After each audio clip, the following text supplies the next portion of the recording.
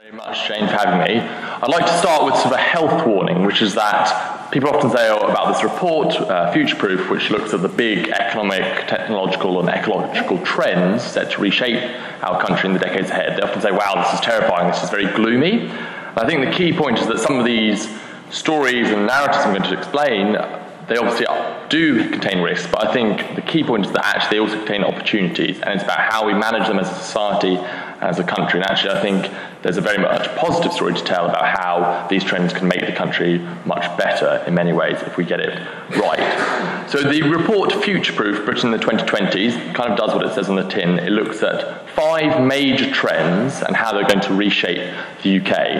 That is the impact of Brexit, and actually I'm not really going to focus on that, partly because the economic impact will ultimately slightly depend on the type of deal we get. But one thing I would say is, which we saw yesterday, the biggest impact, I think, in the long run might not be economic, but actually its impact on the politics and the constitutional arrangement of the UK. And that clearly will have implications for all of your organisations if it reshapes the political geography of the UK, it reshapes the constitutional arrangements of the UK. But the 4 I want to focus on today are, first of all, accelerating technological transformation, in which machines, artificial intelligence and robots increasingly exceed the capabilities of humans. The second, increasing globalization and the changing nature of global trade. The third is shifting demography of the UK, changing who we are as a people and the challenges that will bring. And the fourth is this concept called the Anthropocene, which I'm not sure if anyone has heard, but it's a new geological term which means the new era in which human activity, our cumulative activities, are so great that we are the primary shaper of the Earth's natural systems. And unfortunately we shape it in a very destructive way, which will have very significant implications for how we live as a society in the decades ahead. Before I turn to those 4 though, I just want to sort of refer for some context to another future-gazing document from the other day, which accompanied the budget, which is from the Office of Budget Responsibility, which looks at some of the sort of medium-term economic forecasts for the UK. And this is where there are valid health warnings, because the basic outline is looking pretty grim, and that's the environment we're going to be looking to deal with. So we're looking at stagnating productivity, which is the driver of prosperity. We're looking at flatlining wages, which means there's going to be immense pressure on households, particularly middle and low-income households, in the decades ahead, with stagnant wages up to the mid-part of the next decade. We're looking at public finances still under squeeze, with the deficit not closed due to sort of the failure of the sort of current model of fiscal management. And we're looking at rising pensioner and child poverty on current trends. So there's a set of things which, even disregarding these big, impactful trends coming down the track, suggests we're in for a tough decade. So what is this decade of disruption? Well, the first point around technological transformation, which, the rise of the robots is how it's often portrayed in the media. The first thing I want to say is, are we going to go the way of the horse?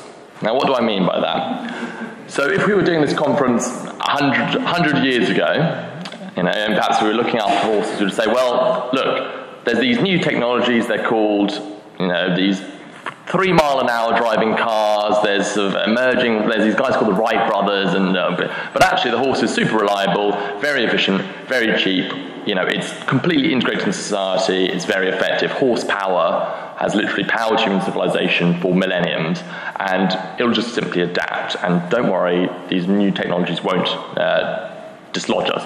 That's what I imagine they would have been saying at the stables back in 1920. And what happened was, that was in a way true. So for the first half of the 20th century, despite the accelerating potential of sort of mobility technologies, the horse population actually expanded in sort of step with that.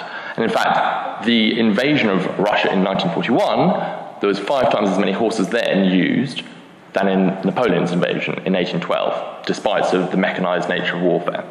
But then what happened is that a combination of social, regulatory, technological, economic trends came together and the horse population collapsed. So in the 1950s, the horse population fell by about 90%. So are we essentially going to experience that similar fate, where we say, actually, the accelerating capability of AI, robots, no worries, actually, we always adapt, it'll be fine, we'll just use them to our benefits, and actually we'll see in 15, 20, 30 years, the emergence of a post-human economy, in which simply we are eclipsed by these technologies and we become as redundant as the horse? Well, I think the answer, thankfully, is no, at least not yet, and at least not in any sort of reasonable timescale. That's partly because when you hear some of these numbers about 40% of jobs at risk from machines, what that focuses in is on the technical potential to automate, which is true. Lots of jobs now could be done for machines.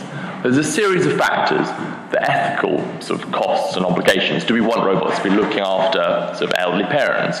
There's the cost of a machine relative to human ingenuity and the cost of human labour. There's broader regulatory barriers. In other words, automation will much more likely be a slow transformation, though nonetheless a transformation, than an overnight process. And in general, what it will do is change work rather than eliminate work.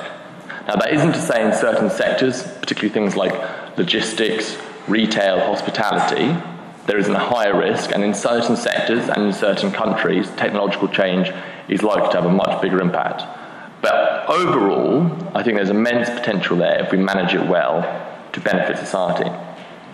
What I would say, though, is what the biggest risk for me, and it's not stressed enough in public debate, is this idea of a paradox of plenty, which is that machines create abundance, they create more and more material things at less and less environmental impact, and in society overall is richer, but the benefits flow to the owners of the robots, to a very narrow sort of high-skilled or high-capital class.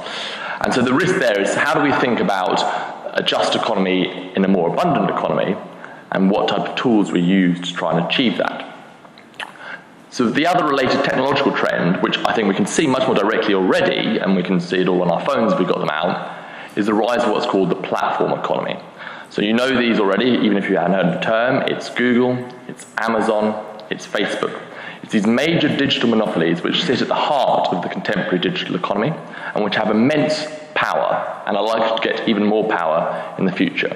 And that's because what is ultimately the unit of their power is your data. So every time you use you go on Google, you order something from Amazon, basically they are aggregating our collective social data, and that provides them with immense economic power, and it's also the raw material that they train artificial intelligence on. So these platform economies and their role in society, and frankly whether they overshadow ordinary institutions, democratic institutions, is going to be a real challenge and a test for us as a society in the next sort of 10, 15, 20 years. And I think that's a really big one, in some ways bigger than sort of the rise of the robots, which is sometimes I think overblown and much more positive. So what are the others? What about sort of transformation of globalization? Well, I think the first thing to say there is globalization ebbs and flows, so it's not a linear pattern. So we have had peaks and troughs in terms of the rates of trade, the types of trade we do. But what we suggested in the report was that over the next 10, 15 years, you're likely to see a continuing, if not sort of linear, gravitation of economic power eastwards. So China, by 2030, is expected to have more companies worth $1 billion or more than Europe and North America combined. 60% of global consumption will be driven by sort of Asian citizens, citizens based in the East, and that is obviously a big shift from today. And the rise of so-called south-to-south trade, so countries in the global south, so basically not the sort of Western Hemisphere or Australia and New Zealand, they will account for roughly 30 to 35% of global trade, up from around 15% of trade today.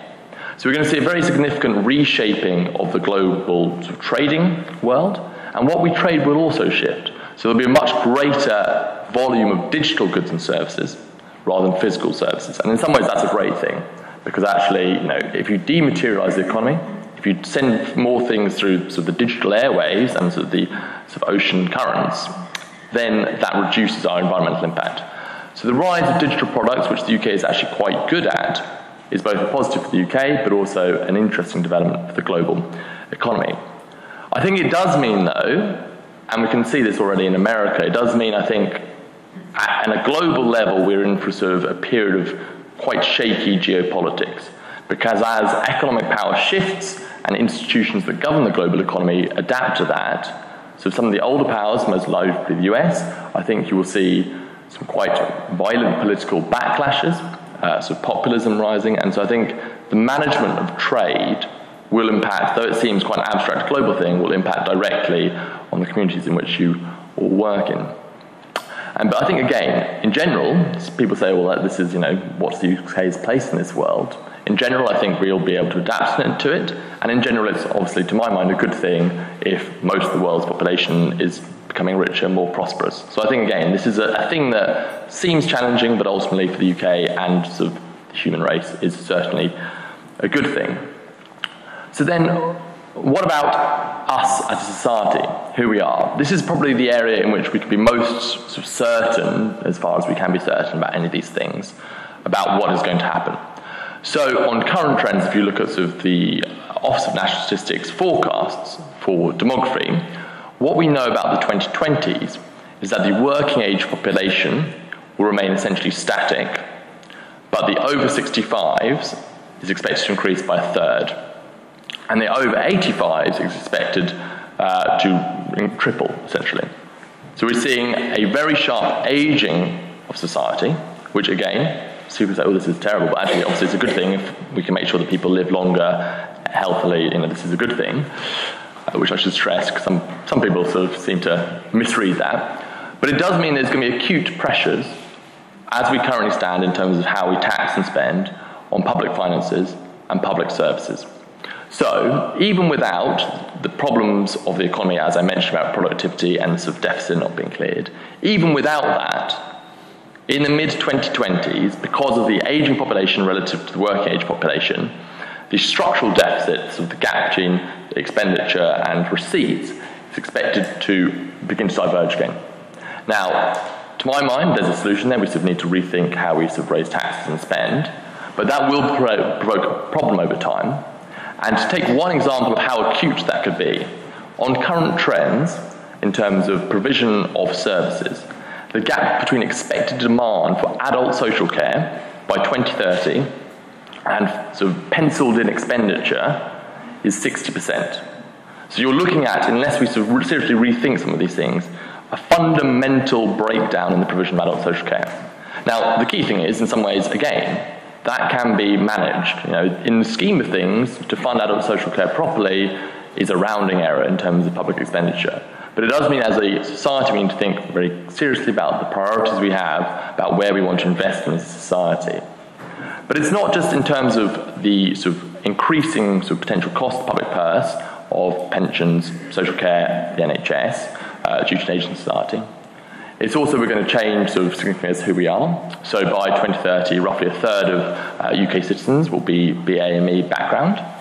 We're also going to increasingly live in multiple generation housing and workplaces. So the norms of sort of, very distinct life patterns, which most of us have got used to, will actually shift, and you will see a much greater blurring of ages and workplaces, a blurring of more multiple generations living together.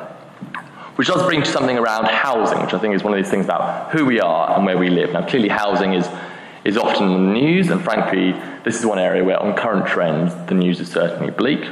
So on current trends, by the mid to late 2020s, the majority of under 30-year-olds will be in the private rental sector. Roughly 40% are expected to be living back with their parents because of the acute housing pressures and costs. You're looking at very significant numbers of single parents, of elderly people living in potentially very high-cost rental sectors. So we're looking at some very sort of potentially difficult trends to manage. Now again, there is a solution there, it's difficult, but there is a solution there. You expand housing supply at affordable rates. So none of these things can't be solved. It's just that we need to collectively as a society think through very seriously what do we want to solve and then go about doing it. But who we are will change, and that will bring, I think, to my mind, lots of benefits and opportunities. We have to manage that. And then the final thing, which is the most terrifying to my mind, is this thing called the Anthropocene. I don't know if has anyone heard of this term? So a couple of people. So we're all living in it. As I mentioned, so previously we used to live in the Holocene, which is a period of unique geological stability. It's the era in which all human civilization basically emerged. We are now living in the Anthropocene, in which the cumulative impacts of our behaviours on the planet, and when I say our, I primarily mean Westerners. I mean, overwhelmingly, we're responsible for the majority of carbon emissions of disruption to the planet cycle.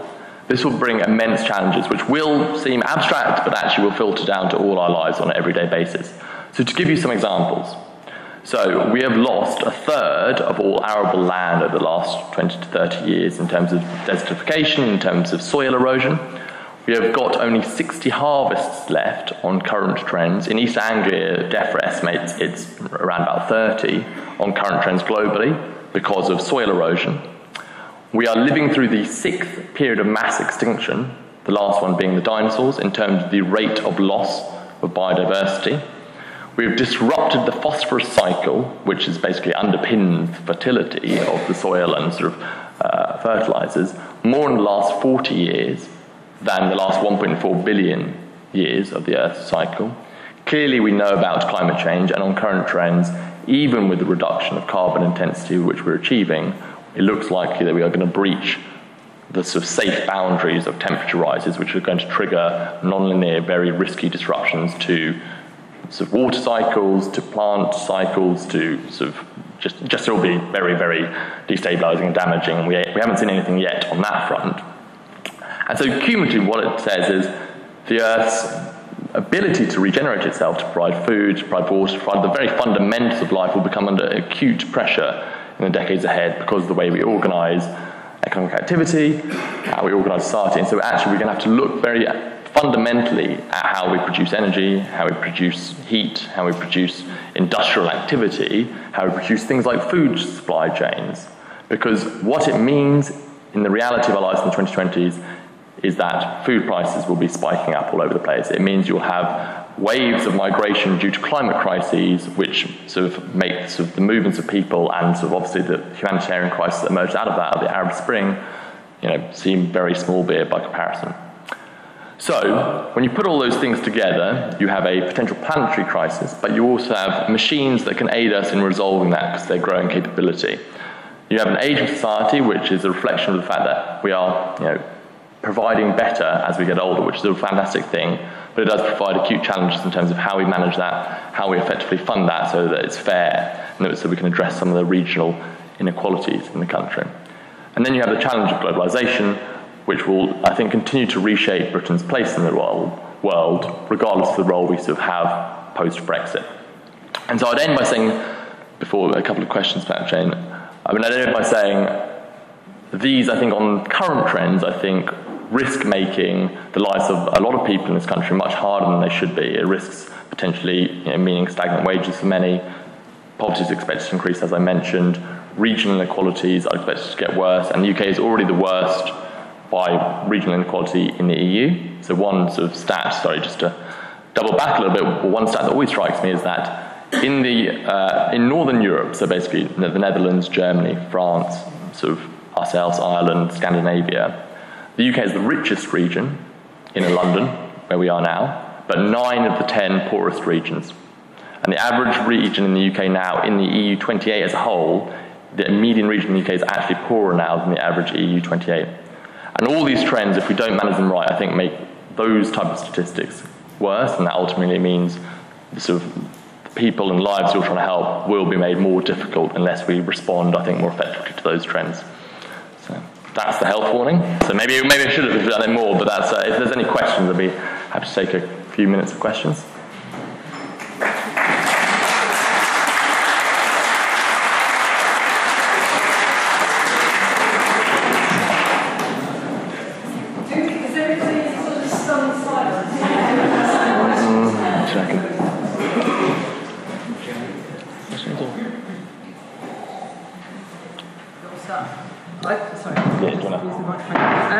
I have to say, we've got one, go on.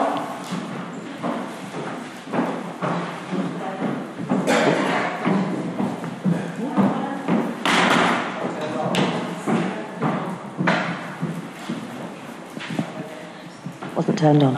I think listening to that, one of the things I feel that humans are deficient at is being able to get our heads around multiple trends and how they impact on each other. So I really noticed that in the voluntary sector, that because it's so hard to think about all the implications of the things you've said or the implications on individuals of even a smaller set of issues that might be occurring at a local level.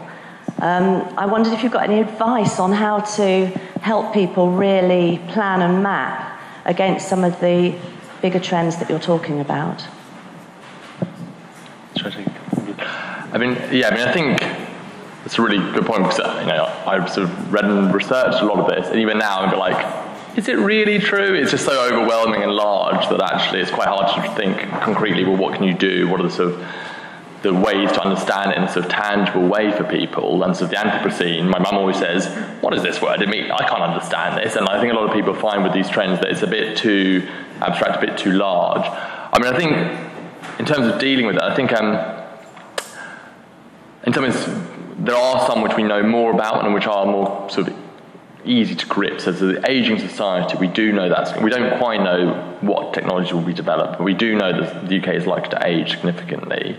We do know we can plan that to a relative degree. So the ONS, which is quite accurate, so the actuarial science, so they can say, they literally predict how many people by each age year will be alive in each of the next 10, 20, 30, 40 years. So you can begin to plan around sort of what is our community going to look like in a tangible way, and what types of institutions and practices do we want to build up around that, and sort of focusing on the things that you can grip. So planetary crisis is quite hard to grip, and there's not much we can do individually, although I think there are some things. But I think maybe focusing on those tangible, we all know what an aging society might look like, the benefits, but also the things we need to get right to make sure that as people live longer, they can live well as well. So I think maybe focusing on the tangible trends is probably the easiest one, I'd say.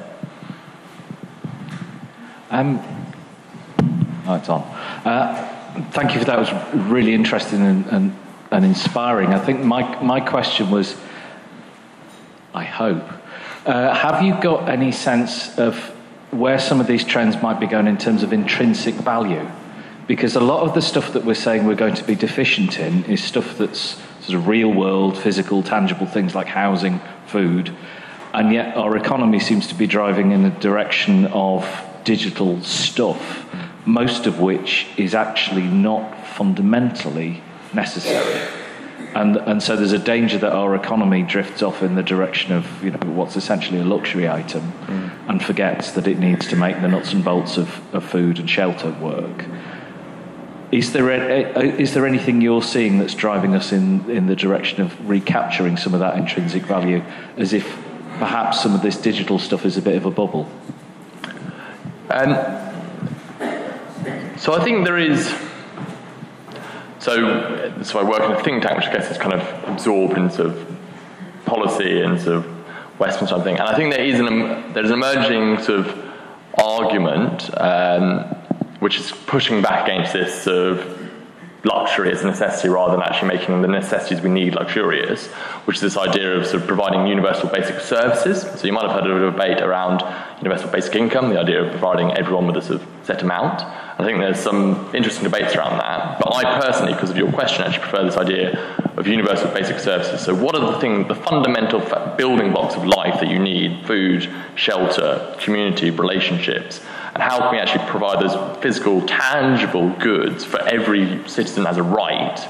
And then, yes, we can layer on top of that, digital things, great. But actually, it's getting those building blocks right to begin with. And I think there is an emerging recognition that actually that is, if you want people to flourish and live in good communities, that is what you need, is the building block.